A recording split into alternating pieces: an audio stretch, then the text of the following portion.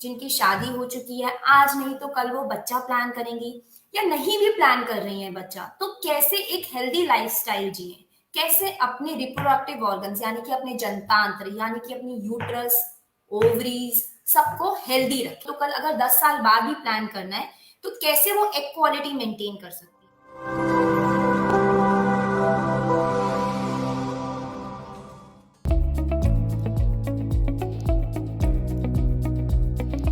Namaskar दोस्तों, I am Purnima from Fertility Dost.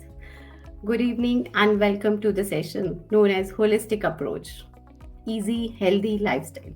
जी हाँ, we at Fertility Dost usually focus about the holistic approach and people usually ask us, what is this about holistic approach? Lifestyle तो हमारा अच्छा है, during this pandemic season हम सब ने बहुत अच्छा खाया है, हम सब ने एक्सरसाइज की है, then why again and again you are emphasizing on this holistic approach? Then the answer is you have to emphasize because this holistic approach is the easy path towards your fertility. बड़े बड़े doctors, बड़े बड़े specialist भी ये बात को मानते हैं. Exercise is important, changing life style is important. Exercise important है, लेकिन कितनी? लाइफस्टाइल चेंज करना इम्पोर्टेंट है, लेकिन कैसे? हमें पता है कि weight is the major concern. तो वेट कम करना है, should we go for crash diet, keto diet और moderate diets? If we want to change our eating habits, time management is really important. But हम इन छोटे छोटे पॉइंटर्स को भूल जाते हैं एंड हम बोलते हैं हम तो बहुत अच्छा खा रहे हैं, हमारा स्लीप पैटर्न बहुत अच्छा है, हम खुश रहते हैं, हम कुछ गंदी आदतें, बुरी आदतें भी नहीं है. बट कहाँ क्या मिस हो जाता है? क्या सच में ऐसा कुछ है जो आप और हम मिस कर रहे हैं? So in this session, in today's session, we are going to focus about this lifestyle changes, why these lifestyle changes are important for you, for us to achieve this motherhood journey. और अगर ऐसा कुछ है तो क्या ऐसे factors हैं जिस पे हम काम कर सकते हैं? और all together this whole changing lifestyles, अच्छा खाना, टाइम पे सोना, स्ट्रेस मत लेना, इसको हम होलिस्टिक अप्रोच क्यों कहते हैं? क्योंकि ये होलिस्टिक अप्रोच हमारी इनर स्ट्रेंथ, हमारे रिप्रोडक्टिव सिस्टम को रीजुविनेट करती है. कोई भी चीज़ खराब हो जाती है तो उसको ठीक करने के लिए ऑयलिंग ज़रूरी है, कुछ डेंटिंग, पेंटिंग, सब बढ़िया चीज़ें बनाने के लिए. बट होलिस्टिक अप्रोच एक ऐसी अप्रोच है जिससे you can easily do the make over of your reproductive system and don't shy about it. कुछ ऐसा नहीं है, हम आपको नहीं कह रहे कि हम बस आप सुबह 5 बजे उठ जाइए और रात को 7 बजे सो जाइए. नहीं, कुछ ऐसी चीज़ें हैं which you need to incorporate in your daily routine और हमारा सारा फोकस उन्हीं चीज़ों पे है. और आज इन सब बातों को डिस्कस करने के लिए we have doctor Vandana Jain with us. So let me introduce her and call her on the main screen. Good evening doctor, नमस्कार and welcome to. Good evening, everyone. Good evening, Purnima. So we have Dr. Vandana Jain with us, and Dr. Vandana Jain is a director Vardhaman Infertility and Endoscopy Centers. She has more than 13 years of experience with treating the infertility patients. Infertility सुन के आप डरिए मत, because doctor वंदना ने तो बहुत छोटी छोटी चीज़ों को चेंज करते हुए उनको ईजिली ट्रीट किया है. There are many papers, many publications associated with her name. इन्होंने बहुत सारी वर्कशॉप्स की हैं, बहुत सारे लोगों को आगे ट्रेंड किया है, और तभी आज हम डॉक्टर वंदना के साथ we will discuss about the holistic approach, lifestyle changes. And we know that doctor Vandana से ज़्यादा अच्छा कोई आपको नहीं मिलेगा, the person who can explain the things better than her. So doctor Vandana, over to you please. Hello everyone, सबको मेरा सबसे पहले नमस्ते एट फर्टिलिटी दोस्त. आज मैं आप सबको ये बताना चाहती हूँ कि जो मैं आपको बताने वाली हूँ वो सिर्फ उन्हीं लोगों के लिए नहीं है जिनको प्रेगनेंसी नहीं हो रही है, बल्कि वो उन सब लेडीज के लिए है जिनकी शादी हो चुकी है, आज नहीं तो कल वो बच्चा प्लान करेंगी या नहीं भी प्लान कर रही है बच्चा, तो कैसे एक हेल्दी लाइफस्टाइल जिए, कैसे अपने रिप्रोडक्टिव ऑर्गन्स यानी कि अपने जनतांत्र यानी कि अपनी यूट्रस, ओवरीज सबको हेल्दी रखें, कैसे मेंटेन करें. आज नहीं तो कल अगर 10 साल बाद भी प्लान करना है तो कैसे वो एग क्वालिटी मेंटेन कर सकती हैं, क्या खाएं क्या ना खाएं, क्या करें, एक्सरसाइज में कितनी एक्सरसाइज करें, कौन सी एक्सरसाइज करें। चलिए अब मैं आपको 10 मिनट पहले कुछ बताऊंगी, फिर आपके क्वेश्चंस लूंगी। स्लाइड्स में सिर्फ पिक्चर्स हैं ताकि आपके दिमाग में, आपके जहन में ये पिक्चर बस जाए। कहते हैं ना कि जो बोला जाए वो थोड़ा समझ आता है और जो दिखाया जाए और करा जाए वो पूरा समझ आता है। लाइफस्टाइल, लाइफस्टाइल होता क्या है? लाइफस्टाइल होता है हम कैसे अपना जीवन जीते हैं। तो उसमें सोना, उठना, बैठना, खाना पीना, सांस लेना, कैसे सांस लेना, कैसे अपने दिमाग से सोचना, ये सब इंक्लूड होता है, सिर्फ डाइट या एक्सरसाइज नहीं। तो अगर आप सोच रहे हैं कि मुझे प्रेग्नेंट होना है तो क्या लाइफस्टाइल चॉइसेस मुझे लेनी चाहिए कि मुझे प्रेगनेंसी जब हो तो बिल्कुल स्मूथ हो, या फिर अगर नहीं हो रही है तो कैसे हो। अगर आप और आपका पार्टनर दोनों एक हेल्दी लाइफस्टाइल जीते हैं तो आपकी प्रेगनेंसी के चांसेस काफी हद तक बढ़ जाते हैं। छोटे छोटे, बहुत ही छोटे छोटे चेंजेस करने से ही आपकी चांसेस ऑफ प्रेगनेंसी काफी बढ़ जाती हैं। अब वो क्या है चेंजेस? एक तो किस उम्र पे प्रेगनेंसी करनी चाहिए, कितना वेट मेंटेन करना चाहिए, क्या डाइट लेनी चाहिए, क्या एक्सरसाइज करनी चाहिए, अपने दिमाग से क्या सोचना चाहिए, क्या नहीं सोचना चाहिए, किस एनवायरनमेंट में रहना चाहिए, मेरे आसपास कितना पोल्यूशन है, इससे भी फर्क पड़ता है कि कल को मैं मां ठीक से बन पाऊंगी या नहीं। तो जैसे अगर आप एक ऐसे एनवायरनमेंट में काम करते हैं जहाँ पे आसपास ऐसे लोग हैं जो धूम्रपान करते हैं, सिगरेट स्मोक करते हैं, या बहुत ज्यादा अल्कोहल लेते हैं, या खुद बहुत ज्यादा इन सब चीजों का प्रयोग कर रहे हैं, या बहुत टी कॉफी ले रहे हैं, तो इन सब से मेन और वुमेन यानी पुरुष और महिला दोनों के लाइफस्टाइल पे फर्क पड़ता है, दोनों के चांसेस ऑफ प्रेगनेंसी पे फर्क पड़ता है। आजकल जैसे लोग बिल्कुल टाइट कपड़े पहन रहे हैं मेन, तो उससे क्या होता है कि उनका स्क्रोटम का टेम्परेचर बढ़ जाता है, जिससे कि स्पर्म की क्वालिटी कम हो जाती है, शुक्राणु मर जाते हैं। तो ये एक बहुत छोटी सी चीज है जिसकी अवेयरनेस ना होने के कारण हमारे लाइफस्टाइल में चेंजेस आ रहे हैं, हमारे प्रेगनेंसी के चांसेस कम हो रहे हैं। हॉट वाटर ना यूज करें, मोबाइल, टेलीफोन, इन सब का ही एक पुरुष की फर्टिलिटी पे फर्क पड़ता है। तो आज हम डिस्कस करेंगे फूड, एक्सरसाइज और थोड़ा बहुत पीसीओडी। नाउ फूड, दोनों मेन और वुमेन को अपना एक हेल्दी वेट मेंटेन करना चाहिए, यानी कि उनका बीएमआई अराउंड 18 to 24 के बीच में मेंटेन होना चाहिए। और ये वो कैसे करेंगे? हेल्दी खाना खा के और डब्बा यानी प्रोसेस्ड फूड अवॉइड करके। अब कौन सा खाना खाएं? हेल्दी खाना तो हमने बता दिया। अब हेल्दी खाने में क्या इंक्लूड होता है? इन जनरल हेल्दी खाने में जो भी घर में बना हो, शुद्ध घी, तेल, मसालों में, वो सब हेल्दी माना जाता है। पर हाँ, अगर आप दालें ज्यादा खाएं, फ्रूट ज्यादा खाएं, प्रोटीन रिच डाइट लें, गुड फैट्स लें, जो आप खाना खा रहे हैं वो एक हेल्दी बैलेंस डाइट होनी चाहिए।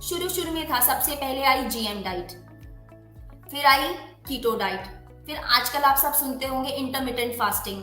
मेरी बॉडी टाइप ये है तो मैं इतने घंटे की फास्टिंग करूंगी, ये है तो मैं इतने घंटे की फास्टिंग करूंगी। ये सब सिर्फ फैट्स हैं। अगर आप हर तरह का खाना यानी अपनी प्लेट में कार्बोहाइड्रेट, प्रोटीन्स और फैट्स नियंत्रित अमाउंट में लें, यानी ठीक मात्रा में लें, सब कुछ लें और ठीक मात्रा में लें, तो वो एक बैलेंस डाइट कहलाती है। और अगर आप बैलेंस डाइट ले रहे हैं तो ना तो आप कभी मोटे होंगे और ना आपको ये सब प्रॉब्लम्स आएंगी। तो बैलेंस डाइट में आप रोटी या चावल या गेहूं की कोई भी बनी हुई चीज ले सकते हैं। प्रोटीन के लिए आप दाल या राजमा ये सब ले सकते हैं ना। कुछ ऐसे डूज और डोंट्स फर्टिलिटी के लिए होते हैं। डूज मतलब ये खाना चाहिए और डोंट्स मतलब ये नहीं खाना चाहिए। और ये जनरलाइजेशन है, ये नहीं कि अगर 7 महीने में एक दिन मैंने कुछ गलत खा लिया तो बहुत बड़ा क्राइम हो गया। हाँ, अगर आपको अवेयरनेस है, याद रखिए कोई भी डाइट नहीं फॉलो करनी है, लेकिन आपके दिमाग में अगर आपको पता है, आप अवेयर हो कि ये चीज मेरे लिए अच्छी है और ये चीज अच्छी नहीं है, तो अपने 99% ऑफ द डेज आप वो अच्छी चीज चूज करोगे क्योंकि आपको पता है। लेकिन अगर आपको पता ही नहीं है तो आप इन सब डाइट्स में फंस जाओगे, जिसमें कि आप महीने के 23 दिन तो डाइट करोगे और फिर 7 दिन अपनी उस डाइट के विरोध आपको इतनी क्रेविंग्स होंगी कि आप उल्टा सीधा खाओगे, तो वो 23 दिन भी बेकार गए। और यही डाइट्स के कारण, जो स्ट्रिक्ट डाइट्स होती हैं, आपके अंदर हार्मोनल इम्बैलेंसेस हो जाएंगे, जिसके कारण इनफर्टिलिटी बहुत ही कॉमन है। तो मेरा ये मानना है कि हर चीज मॉडरेशन में होनी चाहिए। तो आप एक बैलेंस डाइट खाएं, अपना ब्रेकफास्ट लें जो कि टाइम पे लें, लंच लें जो कि टाइम पे लें, डिनर लें और हल्का लें और जल्दी लें। तो ये एक बैलेंस डाइट कहलाएगी। इससे आपको कोई भी और भी बीमारी नहीं लगेगी, जैसे कि शुगर, बीपी, थायराइड, और आपको कंसीव करने में भी आसानी होगी। और ये जो लाइफस्टाइल है, डाइट है, सिर्फ एक इंसान का नहीं होता, आप ये समझिए पूरी फैमिली का होता है। अगर घर में खाना बन रहा है, अगर एक जना परांठे ही खा रहा है रोज, तो सबको अच्छा लगता है वही, तो सब खा ही लेंगे। तो लाइफस्टाइल पूरी फैमिली का होता है, यानी कि आपका, आपके पार्टनर का, आपके पेरेंट्स का, आपके बच्चों का। तो अगर आप अच्छा लाइफस्टाइल चूज करते हैं तो उसका इफेक्ट सब पे पड़ेगा और आपकी पूरी फैमिली का लाइफस्टाइल अच्छा होगा। तो what are the dos? Dos क्या है कि आपको एंटीऑक्सीडेंट रिच फूड खाना है। अब एंटीऑक्सीडेंट क्या होते हैं? जैसे जैसे जैसे हमारी बॉडी ओल्ड होती जाती है, हमारे सेल पुराने होते जाते हैं, तो उनमें एक फ्री रेडिकल्स जनरेट होते हैं, जिससे कि वो जो सेल बहुत अच्छा कभी काम कर रहा था अब नहीं कर रहा। तो अब हम कैसे उसकी एजिंग रोकें, अपने सेलुलर लेवल पे एजिंग कैसे रोकें?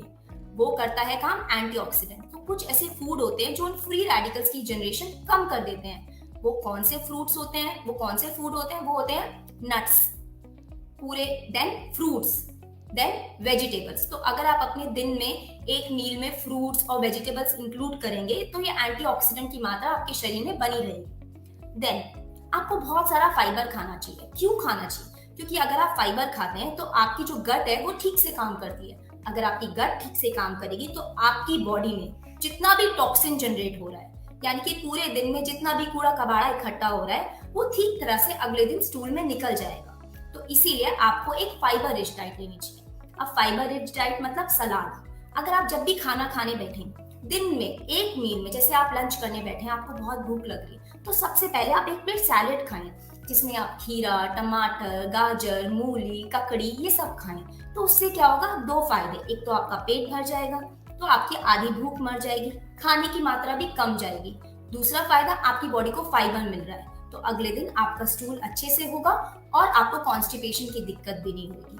आपकी बॉडी में जो टॉक्सिन्स है वो नहीं रहेंगे। देन अब हो गई एंटीऑक्सीडेंट की बात, फाइबर की बात। तो नेक्स्ट क्या? Good fat. आजकल लोग बोलते हैं मैं फैट फ्री खाना खा रही हूँ, तो ये एक बहुत ही गलत विचार है। फैट फ्री खाना नहीं होना चाहिए। हमारी बॉडी के जो सेल्स हैं उन्हें फैट चाहिए, सेलुलर लेवल पे फैट चाहिए, जरूर चाहिए होती है। तो कुछ ऐसी फैट्स होती है जो गुड फैट्स होती हैं, जैसे कि बादाम, वॉलनट, डिफरेंट प्रकार की सीड्स। तो हर रोज हमें एक या दो फ्रूट्स लेने चाहिए। जब भी मान लो हमें बहुत तेज भूख लग रही है, मान लो बीच का टाइम है, हम लंच ले चुके हैं और डिनर का भी टाइम नहीं हुआ, तब क्या खाया जाए? तब हेल्दी स्नैक्स खाया जाए। हेल्दी स्नैक्स क्या होते हैं? जैसे रोस्टेड मखाने, रोस्टेड चने। देन आपको अपनी डाइट में बहुत ज्यादा ग्रीन वेजिटेबल्स इंक्लूड करने की कोशिश करनी चाहिए। और वेजिटेबल वो इंक्लूड करें या फ्रूट वो इंक्लूड करें अपनी डाइट में जो सीजन में हो। जो सीजन में ना हो वो ना इंक्लूड करें, क्योंकि जो सीजन में है वो फ्रेश आती है।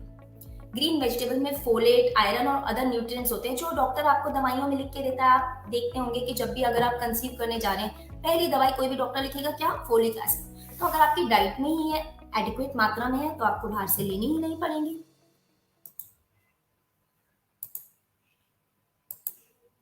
देन क्या नहीं करें? तो महीने में मोस्ट ऑफ द डेज, यानी कि मैक्सिमम डेज, आपको ये अवेयरनेस होनी चाहिए कि आपको शुगरी फूड आइटम्स, यानी कि जो मार्केट के जूसेस होते हैं, कोल्ड ड्रिंक्स होते हैं और बेकरी प्रोडक्ट्स बाहर के बने हुए, ये सब अवॉइड करना चाहिए। प्रेगनेंसी ट्राई करते वक्त पपाया और पाइनएप्पल भी अवॉइड करना चाहिए। क्यों? क्योंकि इनमें एक एंजाइम होता है जो माना गया है कि अबॉर्टिफेशिएंट होता है, यानी कि अबॉर्शन के चांसेस बढ़ा देता है। फिर बाहर जो भी मिल रहा है पैकेट में या डब्बे में, उसमें कलर है, प्रिजर्वेटिव्स हैं, जो कि एक तरह के केमिकल है जो फूड की न्यूट्रिएंट वैल्यू को कम कर देता है। तो आप कोशिश कीजिए कि वो अवॉइड करें। मान लीजिए आप हफ्ते में 4 चिप्स के पैकेट खा रहे थे, तो अगले महीने 3 खाइए, फिर उसके अगले महीने 2 खाइए। धीरे धीरे आपकी आदत खत्म हो जाएगी। Then alcohol and smoking is not allowed. You should completely avoid it. क्यों? क्योंकि एक तो आप कंसीव ही नहीं कर पाते हैं, और करते भी हैं तो बच्चे में, नवजात शिशु में अधिक तरह की बीमारियां पाई गई हैं। देन बहुत बड़ा आजकल नाम चल रहा है फर्टिलिटी सुपरफूड्स। मैंने सोचा क्यों ना आपको इसके बारे में भी बताया जाए। नो, फर्टिलिटी सुपरफूड्स कौन से होते हैं? एक तो कैरेट आप रॉ भी खा सकते हैं, कुक भी खा सकते हैं। Cooked carrot is better than raw carrot. Then अगर आप नॉन वेजिटेरियन है तो मीट्स एंड क्वालिटी मीट और एग, पूरा अंडा. Then berries are rich in antioxidant, also they improve egg quality. Then dark leafy greens, क्यों? पत्तेदार सब्जियां जैसे कि पालक, मेथी, इनमें फोलिक एसिड होता है और आयरन भी होता है. एंड देन क्रूसीफेरस वेजिटेबल्स जैसे ब्रोकली, ये सब अगर आपको अवेलेबल है तो आप अपने फूड में जरूर इंक्लूड करें. ना फीमेल के बारे में तो सब बात करते हैं, हमने सोचा क्यों ना मेल फर्टिलिटी के बारे में भी बताया जाए. What are the fertility foods for boosting male fertility? So walnuts, avocados if they are available to you, then काजू यानी कैश्यूज, ब्लूबेरीज, दही और ग्रीन टी. दिन में 1 या 2 कप ग्रीन टी अगर आप ट्राई कर रहे हैं तो भी आप ले सकते हैं. आजकल ऑर्गेनिक ग्रीन टी के नाम से विदाउट कैफीन ग्रीन टी भी मिल रही है.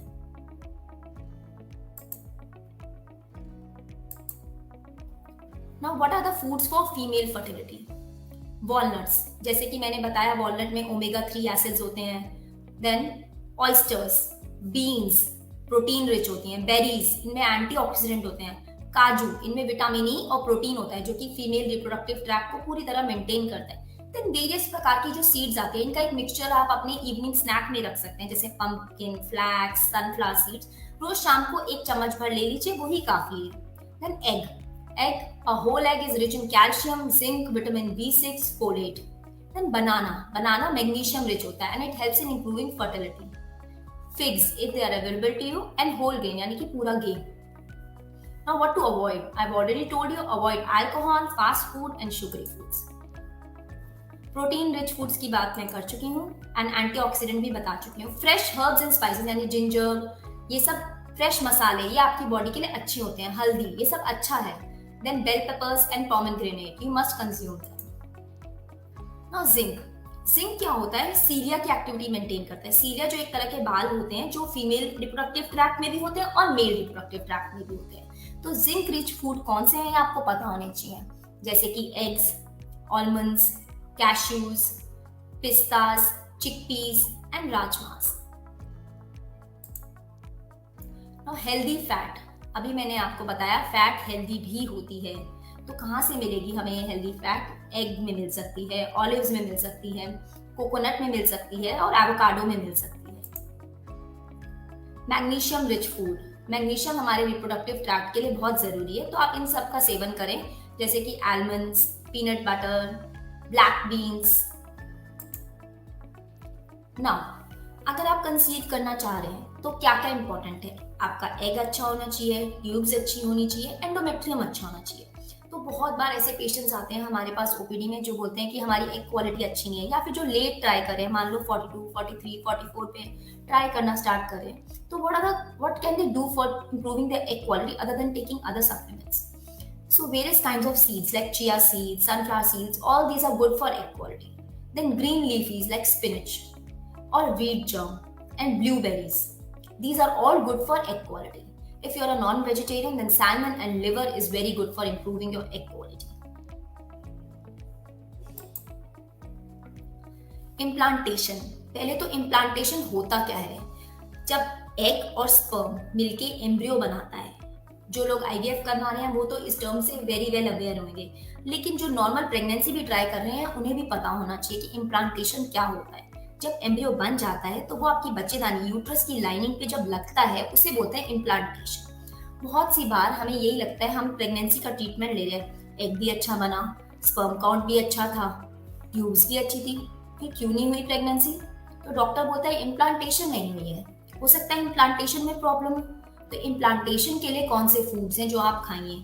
Berries, nuts and seeds, avocado, oats and then beetroot. All these foods improve your implantation chances. Now, implantation होती किस पे? एंडोमेट्रियम पे, जो कि बच्चेदानी की परत को कहते हैं. आप उसे कैसे इंप्रूव कर सकते हैं? अगर आप IVF करवा रहे हो या IUI करवा रहे हो या नॉर्मली भी आपको हो गया है 1 साल और प्रेगनेंसी ट्राई कर रहे हो, आप जाते हो ओपीडी में, वहाँ डॉक्टर देखता है, बोलता है एंडोमेट्रियम अच्छा नहीं है, 7 तक तो होना चाहिए. तो क्या है अदर देन दवाइयाँ जो आप खाओ, अपनी डाइट में चेंजेस लाओ, लाइफस्टाइल में चेंजेस लाओ, जिसकी वजह से एंडोमेट्रियम इंप्रूव करे? वो है होल ग्रेन्स यानी कि पूरे grains. Then legumes, dal, chana, rajma. Then dairy products, dairy हमेशा फुल फैट लें, टोन डेयरी लेने का कोई फायदा नहीं है। कई बार महिलाएं, ना कि वही जो प्रेगनेंसी ट्राई कर रही हैं, बल्कि पोस्ट मीनोपॉजल महिलाएं भी चाहती हैं कि अब मीनोपॉज आ गया है, अब क्या करें, अब हमारा एस्ट्रोजन नहीं काम कर रहा है, डिफरेंट तरह के सिम्टम्स हो रहे हैं, दवाइयां तो मार्केट में 100 तरह की अवेलेबल है, पर क्या कुछ ऐसा नेचुरल है जिससे बॉडी का एस्ट्रोजन बढ़ जाए? इवन जो प्रेगनेंसी ट्राई कर रही हैं, डॉक्टर बोलता है आपके अंदर एस्ट्रोजन की कमी है। तो कौन सी ऐसी फूड आइटम्स है जो एस्ट्रोजन लेवल बूस्ट करती हैं? वो है सोय फूड्स, सोय प्रोटीन जिसमें होता है, बेरीज जैसे कि मैंने बताया ब्लूबेरी, देन नट्स। नट्स आप दिन में जरूर लें, एक मुट्ठी भर नट्स खाएं ताकि आपका रिप्रोडक्टिव ट्रैक्ट हर लेवल पे अच्छा रहे, चाहे वो एग हो, एंडोमेट्रियम हो, लाइनिंग हो, चाहे मेल हो। देन क्रूसीफेरस वेजिटेबल जैसे ब्रोकली, जितनी भी प्रकार की सीड्स और ग्रेन्स हैं वो जरूर खाएं, होल ग्रेन्स खाएं। So trying to conceive, the gist is eat all the colors, eat all the nuts. Now, if you are trying to conceive, what you should avoid? क्या खाना है ये तो आपके जहन में आ गया, आपको समझा दिया गया, बट क्या नहीं खाना है वो तो आपको जरूर ही याद होना चाहिए। वो है सोडा। जितनी भी चीजें जिनमें सोडा होती हैं आपकी बॉडी के लिए अच्छी नहीं होती है, चाहे वो सोडा पानी हो, चाहे वो कोक हो, चाहे वो थम्स अप हो, कोई भी ऐसा प्रोडक्ट आपकी बॉडी के लिए अच्छा नहीं है। Then soft cheeses, they are not very good. As I mention, low fat dairy, full fat dairy आप ले सकते हो, लो फैट डायरी नहीं ली, क्योंकि उसको निकालने में ही इतनी ज्यादा केमिकल प्रोसेसिंग हो गई है जिससे वो अच्छी नहीं बची है। हो सकता है पतले तो हो जाएंगे, पर ऐसे पतले शरीर का भी क्या फायदा जो अंदर से खोखला हो, राइट? तो आपको फिट होना है, लेकिन हेल्दी एंड फिट होना है। देन ट्रांस फैट्स, जैसे कि जंक फूड में जितना भी होता है, फ्रेंच फ्राइज या बर्गर्स, इन सब में ट्रांस फैट की मात्रा अधिक होती है, जो कि आपकी बॉडी में फ्री रेडिकल्स की मात्रा बढ़ा देती है। तो अगर आप 30 के होने चाहिए लेकिन आपको जल्दी 32 का होना है या 35 का होना है, तो आप ट्रांस फैट की मात्रा बढ़ाइए। Then high glycemic index food, जैसे कि टॉफी, डोनट, केक, आप खाइए, महीने में एक बार खाइए और एक कंट्रोल्ड मात्रा में खाइए। इन सब मात्रा से क्या होता है, शुगर रश, आपकी बॉडी में एकदम शुगर बढ़ती है, जो आपके लिए बिल्कुल भी अच्छी नहीं है। शुगर से सबसे ज्यादा फ्री रेडिकल्स जनरेट होते हैं और एजिंग होती है। देन जो आपके डेली के नॉर्मल जो मीट मिल रहा है वो एक अच्छा मीट नहीं होता है, वो आप अवॉइड करिए। जब आप बाहर जाएं तो आप सोचिए कि मैं हेल्दी चॉइसेस भी ले सकता हूँ। अगर मान लीजिए आप हफ्ते में 4 बार बाहर जा रहे हैं तो आपके पास ऑप्शन ही नहीं है, आपकी फैमिली में इतनी गैदरिंग्स हो रही है या ओकेजन्स है, तो आप 3 बार अच्छी चॉइसेस करिए और एक बार आप कम अच्छी चॉइस कर लीजिए, उसमें आप अपनी मात्रा मैनेज कर लीजिए। हर प्रॉब्लम का एक सोल्यूशन होता है, ये सोच के चलिए तो आपको हर प्रॉब्लम का सोल्यूशन मिल जाएगा और आपको अल्टीमेटली अच्छा लगने लगेगा यही खाना जो अच्छा होता है। Now don't over eat, that is very important. तो जो हमारा पेट होता है उसमें आप मान के चलिए कि जो ईश्वर ने हमारा पेट बनाया यानी कि स्टमक बनाया है, वो स्ट्रेचेबल ऑर्गन है। जैसे एक गुब्बारा है, आज आपने एक बच्चे का ही गुब्बारा, जैसे बचपन से ही अगर कोई माँ ज्यादा खिला रही है तो वो गुब्बारा बढ़ता बढ़ता बढ़ता जा रहा है, तो आप बचपन से ही मेंटेन करके रखिए। इतना ही चाहिए, कम खाने में कोई नुकसान नहीं है। Moderate amount of food is good enough for your body. Healthy moderate diet is very good. तो धीरे धीरे धीरे आपको उसी की आदत पड़ जाएगी। मान लीजिए आप बचपन से ही 4-5 रोटियां खा रहे हैं, तो बड़े होके तो आप 10 रोटियां ही खाएंगे, राइट? तो आप अपने बच्चों को ये सिखाइए, खुद भी ये मैनेज करिए। मान लो आपका पेट फैल भी गया है, पर अगर आप धीरे धीरे धीरे अपनी डाइट कम करेंगे तो वो वापस उतर भी जाएगा। तो आपको क्या ध्यान रखना है कि मुझे अपनी डाइट मॉडरेट रखनी है। एक ही बार में प्लेट में लेके बैठिए, जितना खाना उतना ही खाइए, उसके बाद दोबारा लेने मत जाइए। जो आप दोबारा लेने गए तो सोचिए वो आप ओवरफिल होंगे, फिर आपको क्या होगा, एसिडिटी, डिफरेंट डाइजेशन प्रॉब्लम्स और डेफिनेटली आपका वेट बढ़ेगा और इनफर्टिलिटी होगी, हार्मोनल इम्बैलेंस होगा। तो ये सब आपको शुरू से ही समझ के चलना है कि एक विशेष साइकिल है। आपको अपने दिमाग को ऐसे ही ट्रेन करना है कि मुझे इतना खाना है और इतना ही मैनेज करना है, इतने ही खाने पे। नाउ फूड की बात हो गई है, तो नेक्स्ट इज एक्सरसाइज। जो भी आपके फूड रिलेटेड क्वेश्चंस हैं, I will take after 10 minutes, okay? Now exercise, बहुत सारे लोग सोचते हैं, घर में बहुत कॉमन मिथ है, जितने भी मेरे पास फीमेल्स आती हैं दिन की, सब बोलती है कि नहीं सासू माँ ने या मदर ने या फैमिली की बहन ने या किसी बड़ी लेडीज ने घर में बोला है कि आप प्रेगनेंसी ट्राई करो, नहीं सीढ़ी मत चढ़ो, नहीं चलो मत, नहीं रेस्ट करो। तो मैं आपको ये बताना चाहूंगी कि ऐसा बिल्कुल नहीं है। आप प्रेग्नेंट हैं तब भी चल सकती हैं और आप ट्राई करिए तब भी चल सकती हैं। आप ट्राई करिए तब भी एक्सरसाइज कर सकते हैं और आप प्रेग्नेंट है तब भी कुछ under the health supervisor exercises कर सकती हैं। अब हाँ, ये समझने की जरूरत है कि कौन सी एक्सरसाइज करनी है। वैसे तो हर तरह की एक्सरसाइज आपकी बॉडी के लिए अच्छी है अगर आप ट्राई करें, लेकिन हाँ कुछ ऐसी एक्सरसाइज है जिससे आपकी फर्टिलिटी बढ़ती है, ठीक है? तो आप वो समझिए कि कौन सी ऐसी एक्सरसाइज है। ना, जो रूटीन में आप एक्सरसाइज कर सकती हैं। मान लीजिए आपने कभी एक्सरसाइज की ही नहीं है, आप बिल्कुल सेडेंटरी लाइफस्टाइल जी रही थी, तो आप कैसे शुरुआत करें? शुरुआत के लिए वॉकिंग अच्छी है। आप शुरू करिए 15 मिनट वॉकिंग से, धीरे-धीरे 30 मिनट, अगले हफ्ते फिर 45 मिनट। अगर आप हफ्ते में 5 दिन 45 मिनट एक ब्रिस्क पेस पे चल रही हैं, तो वो आपकी दिनचर्या के लिए काफ़ी है। That much is enough. Then मान लीजिए आपको वॉकिंग नहीं पसंद, आपको साइक्लिंग पसंद है, तो आप साइक्लिंग कीजिए। आपको कोई हॉबी पिक करनी है, डांसिंग, एरोबिक्स, योगा, ये सभी अच्छी हैं।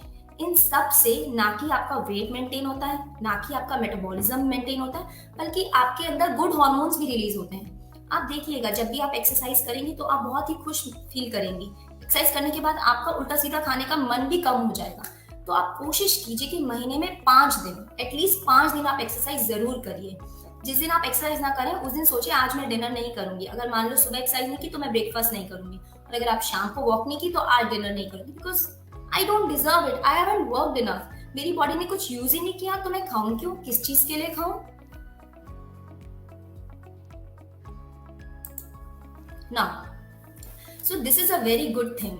हर शहर में डिफरेंट डिफरेंट लोग इसे प्रैक्टिस कर रहे हैं। हमारे शहर में भी इतने लोग इसे सिखा रहे हैं। What is it? Fertility yoga. So other than walking exercise, अगर आप फर्टिलिटी योगा करते हैं तो आपकी कंसेप्शन के चांसेस बढ़ जाते हैं। तो बेसिकली है क्या? पहले तो कॉन्सेप्ट समझने की जरूरत है कि हमें करना क्या है एक्सरसाइज से। एक्सरसाइज से होता क्या है? एक्सरसाइज से क्या होता है? ब्लड फ्लो बढ़ जाता है। तो किसी भी चीज की तरफ ब्लड फ्लो बढ़ेगा तो उसकी क्या होगी? ग्रोथ होगी।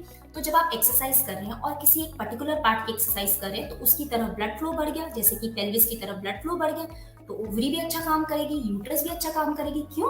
क्योंकि उनकी तरफ ज्यादा ब्लड फ्लो जा रहा है। ब्लड फ्लो एक खाना है उन ऑर्गन्स का, उससे ऑक्सीजन आ रही है। अगर ब्लड फ्लो बढ़ रहा है तो ऑक्सीजन ज्यादा आ रही है और वो ज्यादा अच्छा काम कर रहे हैं। कुछ अगर टॉक्सिन्स जनरेट हो रहे हैं, फ्री रेडिकल्स जमा है, तो वो भी सब निकल जाएंगे। सो योगा, फर्टिलिटी योगा, योगा हमारी कंट्री में बहुत सालों से है। नॉर्थ इंडिया में ही स्टार्ट हुआ था। Yoga has a soothing effect. जिसको भी बेबी मेक करना है उसमें भी हेल्प करता है, आपकी बॉडी को टोन करता है, आपकी मसल्स को स्ट्रॉन्ग बनाता है। जैसे जैसे जैसे हमारी एज होती जाती है, जैसे हमारे फेस पे रिंकल्स आते हैं, हमारी मसल्स में भी रिंकल आते हैं, मसल्स ढीली पड़ती है और हम सोचते हैं हम क्यों बूढ़े हो रहे हैं। हम इसलिए बूढ़े हो रहे हैं क्योंकि हमने एक्सरसाइज ही नहीं की, हमने अपनी मसल्स मेंटेन ही नहीं की। तो जब अगर हम योगा या किसी भी प्रकार की एक्सरसाइज करेंगे तो हमारी बॉडी मेंटेन रहेगी, तो जो हमारी एजिंग प्रोसेस है वो काफी स्लो हो जाएगी। तो योगा से आपकी बॉडी टोन होती है, मसल स्ट्रेंथ होती है, मसल्स की स्ट्रेंथ बढ़ती है। देन आपका पोस्चर, मान लीजिए कुछ लोग यूं बैठते हैं, कुछ लोग यूं बैठते हैं, कुछ लोग नेक यूं रखते हैं। आजकल कंप्यूटर्स की वजह से नेक सर्वाइकल कितना बढ़ गया है। तो योगा से क्या होता है? पोस्चर भी इंप्रूव होता है। इसमें जो वेरियस पोजेस हैं वो आपको बैक सीधी रखना, नेक सीधी रखना, शोल्डर्स कैसे रखना, ये सब सिखाते हैं। देन ब्रीदिंग, आजकल सांस ही सब कुछ है। द क्वालिटी ऑफ ब्रीदिंग, कैसे सांस लेनी है, इस पे इतने सेमिनार्स और वेबिनार्स हो रहे हैं। इतनी सोसाइटीज ने ये टास्क टेकअप कर लिया है कि मैं ये सिखाऊं कि कैसे ब्रीथ करना है। तो सांस का एक्चुअली में रोल है। क्यों? क्योंकि जब आप सांस ले रहे हो तो ऑक्सीजन जा रही है। तो अगर आप अच्छे से सांस ले रहे हो या सिखाए हुए तरीके से सांस ले रहे हो तो ऑक्सीजन की मात्रा बढ़ रही है बॉडी में। अगेन सेम चीज, ऑक्सीजन की मात्रा बढ़ रही है तो ऑर्गन अच्छे से काम कर रही है।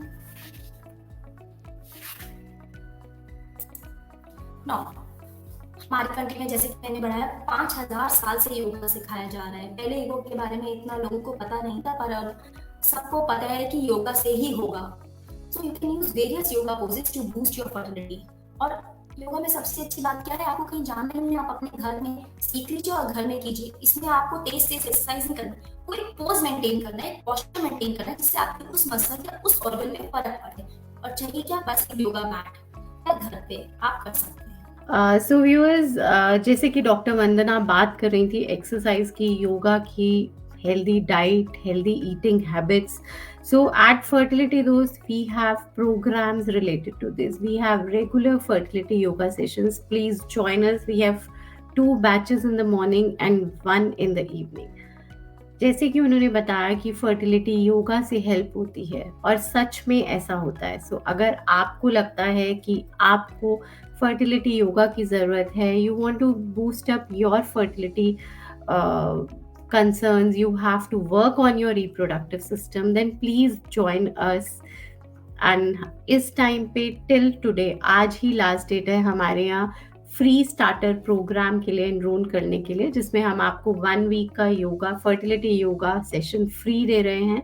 And along with that, we are giving you session of acupressure session with counselor and 1 detox diet plan also. So you can enroll at our official number and join for our starter program for free for a week.